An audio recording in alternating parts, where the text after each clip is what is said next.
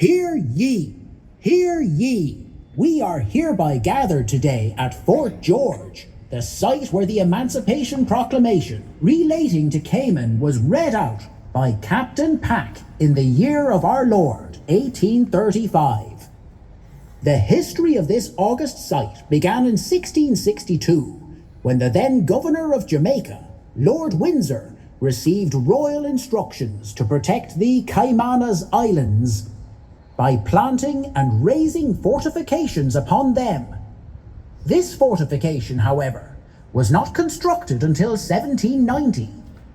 Fort George was built using local coral rock and limestone ironshore, with its design being based largely on the English fortifications of the time. I should like to welcome you to this, the original site where the Emancipation Proclamation was read, for this monumental reenactment and dramatic rendition of the reading of Emancipation Proclamation. The Fort George Historic Site is now protected by the National Trust for the Cayman Islands for present and future generations. Captain Pack will now read the Emancipation Proclamation.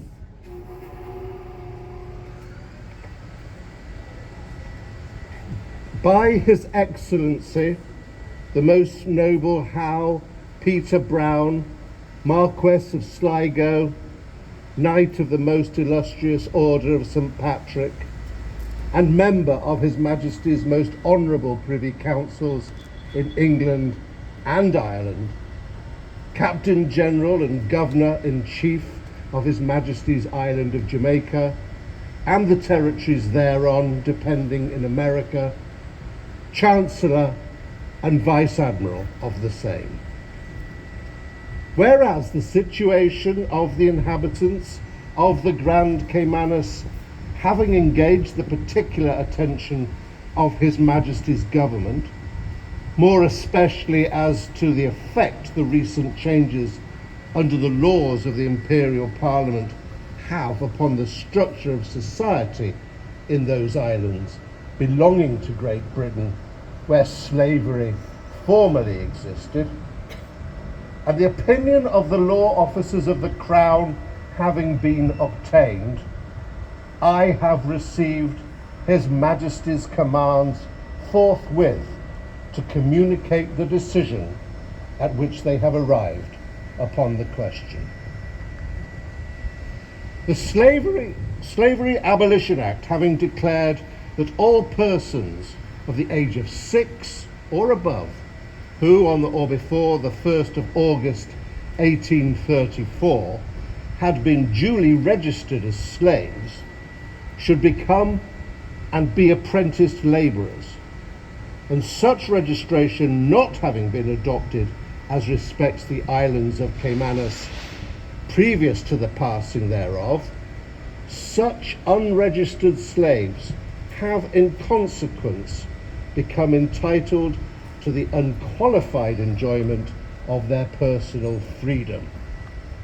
And whereas it is incumbent on His Majesty's government to see the letter of the Slavery Abolition Act carried into full effect, I do hereby, under the directions of His Majesty's government, declare and make known that all such unregistered slaves at the islands of the Caymanas have become absolutely manumitted and can no longer be lawfully treated as apprenticed labourers.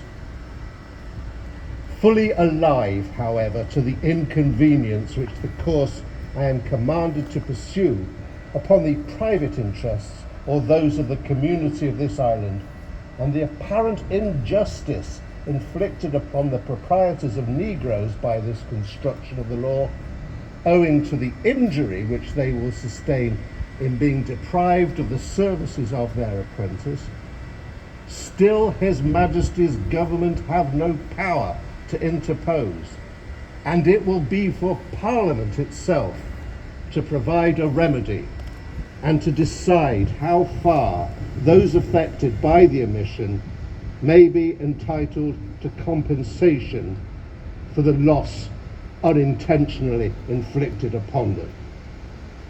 On this subject, a most earnest representation will be made to the King, and I have the satisfaction, in the meantime, to make known that the Commissioners for Compensation in England consider the Caymanas as an appendage to Jamaica and entitled to share in the compensation fund according to the interests of the respective owners in those islands, given under my hand and seal at arms at St. Jago de la Vega by His Excellency's command. His Excellency the Most Noble Howe Peter Brown, the Governor of Jamaica, will now address you. Thank you, Captain Pack.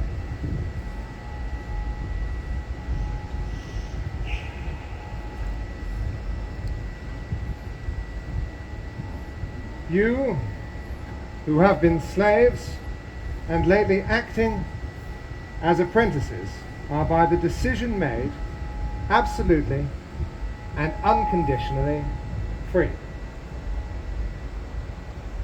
I trust you will show your gratitude to that nature which has made such great personal and pecuniary sacrifices to ensure your freedom, by your loyalty to your common monarch, and by the willing and anxious obedience you will pay to the laws of the land. New duties devolve upon you with the new position which you now occupy, and I hope that by the steadiness of your conduct and your peaceable demeanour, you will prove that this greatest of all earthly boons has not been unworthily bestowed upon you. You must now entirely depend upon your own industry for support. You must recollect that you now have no person to feed you, no person to clothe you, and no person to give you medical assistance if you are ill. You must depend upon your own exertions for all these things. You have no houses or grounds of your own. Those that you have heretofore occupied must now be given up to their owners, your former masters, whose property they are. All belong to him, excepting your furniture, clothes, and the crops you now have in the ground. These you have a right to remove to where you please to go, if you mean to do so. But I trust that a sense of what is so decidedly in your own interests will induce him to leave you in the quiet occupation of your grounds and your homes. Though he who was your master is no longer so, recollect of what service he may be to you. Do not imagine that because you are now free, you are independent of one another. No class of the community can be independent of the other. Those of you who have been well treated, recollect that it is now in your power to show your gratitude for past kindness. Those of you who think that your masters have occasionally felt harshly towards you, recollect that probably you gave great provocation, and show that if they have been in the wrong, that will not justify your acting improperly. I trust that on my next visit to the island, I shall hear that your improved habits of industry, your quiet demeanour, and your increased and increasing wealth will show your obedience to the laws of the land, and that you deserve this great benefit which you now receive. God save the King. God save the King.